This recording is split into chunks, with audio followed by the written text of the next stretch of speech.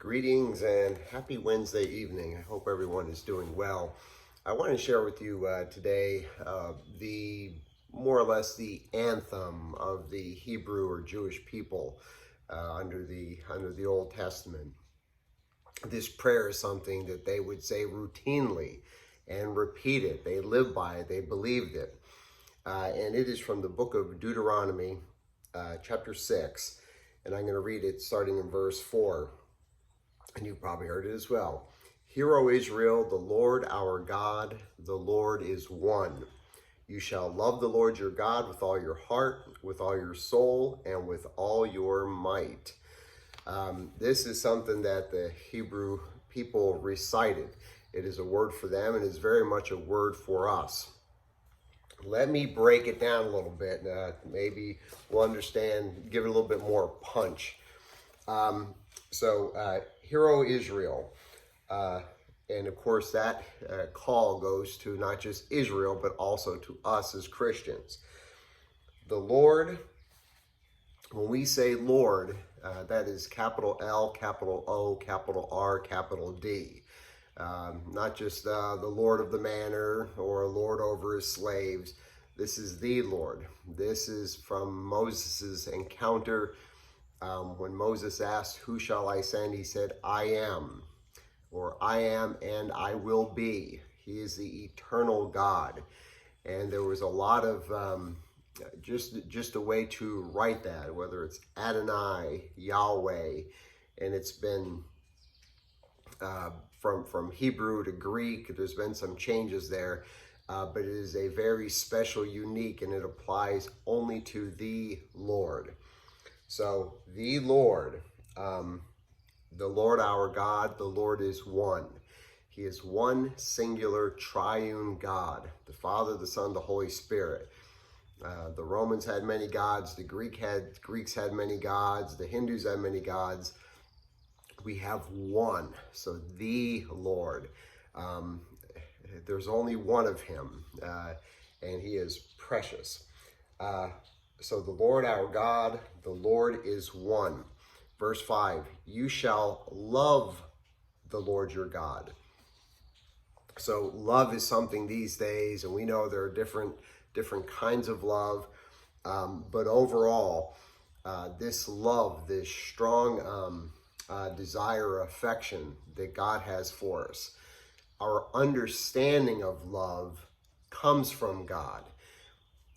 We love him because he first loved us. And it's not just a matter of order. Like, oh, you love me first, so I guess I'll love you second. No, it's he demonstrated love first. He gave us an understanding of what love is, of how he provided for people, created people, wants to be near his people, suffered and died for his people. So that demonstration of love, which we couldn't even understand without him because he first loved us, that's the kind of love. So he demonstrated it towards us, and he is saying to give it back. So that love, he set an example for us, and we're to follow it in loving. So you shall love the Lord your God with all of your heart. Now in Hebrew, the heart was lev, and by the way, love was ahava, and lev, when the Hebrews referred to heart, there was no concept really of the mind, so heart kind of embraced all of the thoughts, emotions, desires, wisdom, the choices you've made. All of these things were in the heart. The heart was the command central of your being. So you're to love him with all of your heart, that your very every decision making part of you. You're to love him with all of your heart, and with all of your soul. Now the word soul hasn't been translated that greatly. The Hebrew word used was nefesh. Nefesh literally means throat. And since the idea is that everything that you need to sustain you, your food, your water, goes through your throat. So it was very, very significant. But this idea was more Greek, where you had a soul, and when you died, your soul lived or moved on, but your body died. In Hebrew, your soul was just you. So whenever you use the word I, that's you. That's your soul. It's your essence. It's who you really are is your soul. So with everything, your decision-making capabilities, your emotions, and also your very essence, your soul, love him with your heart, with all of your soul, and with all of your might. Now, might or strength, the translation, you think of physical strength, or when we hear that word, but in the Hebrew, it is miod. And miod means simply a lot or very. It's more of an adverb. So when we love the Lord, it's with everything we've got. It's much. It's a lot of it. There's an enthusiasm, an exuberance, not just physical strength, not just intellectual strength, but just with you're giving it everything. You're putting emphasis and power behind it. So when we look and see, when we break this down, hear, O Israel, you hear, me hear, the Lord our God is one God. You shall love the Lord your God with all of your heart, all of your soul, and all of your might. And let me read on verse 6. And these words that I command you, in other words, he's going to be giving them commands about how to serve him. These words that I command you today shall be on your heart.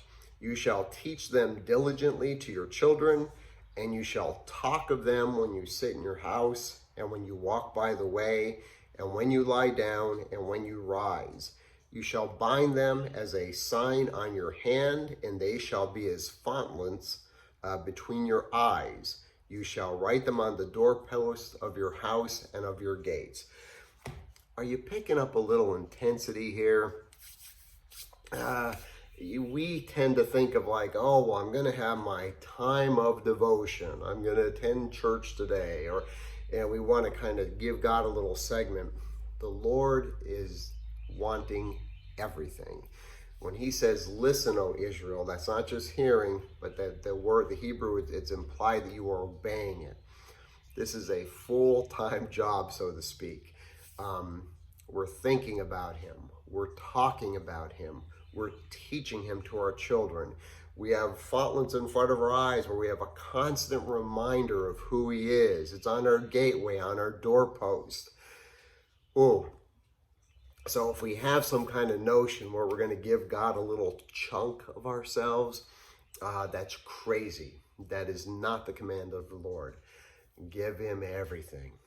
And boy, he is deserving. And when we learn to focus on him, and in doing that, we love others, man, there is something, a peace and an assurance that comes with that we just can't get in this world. God bless you guys.